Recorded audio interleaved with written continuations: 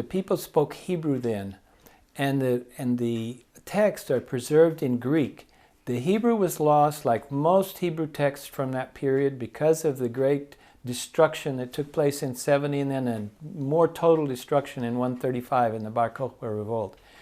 So most of the Hebrew texts are lost. For instance, the story of the life of Yeshua. For instance, Ben Sira, one of the books in the Septuagint.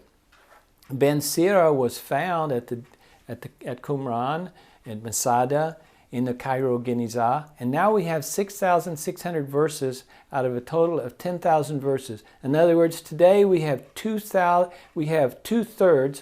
of Ben Sira in Hebrew. Sometimes as many as 3 manuscripts. Well, we don't have any shred, we don't have one verse of the Gospels, of the story of the life of Yeshua, Jesus. But we can go back through the Greek if we know Greek fluently, and if we know Hebrew fluently, we can look at the Greek text, and surprisingly, they translate back into good Hebrew. Often, the Greek is not even understandable to a Greek, or barely understandable. For instance, Yeshua, Jesus says, if your eye is something, a word that means healthy, your whole body will be full of light. And it's exactly word for word Hebrew. If I translate from the Greek, it's ner haguf, the little lamp, the little oil lamp of the body is the eye. And if your eye is X, we'll see what the parallel is. And if your eye is bad, there it says bad. Your whole body will be full of darkness. So here we have Hebrew. It's not Greek because it's parallelism. In Hebrew, you always say everything twice in synonymic ways.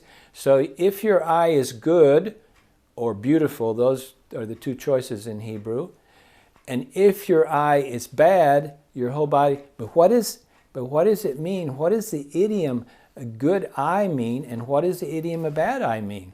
In Hebrew, today, we hear every 2 or 3 days, we hear a truck going around in our neighborhood, and we hear this on the loudspeaker, someone is saying, Yehudim Rachmanim, B'nai Rachmanim, Jews, merciful Jews, and the sons of merciful Jews.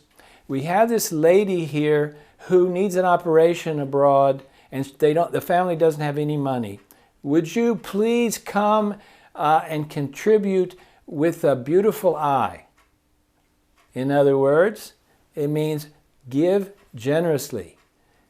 Yeshua is talking about giving generously when he says, if your eye is good. If your eye is good, if you give generously to the poor, you're going to radiate light. You're going to radiate the Holy Spirit. You're going to be full of light, and people are going to say, wow, we want what you have. We want to become followers of your God. We want to become followers of your Messiah. Now, this saying is not clear in Greek, and I don't think it's ever been translated correctly to English and probably other languages.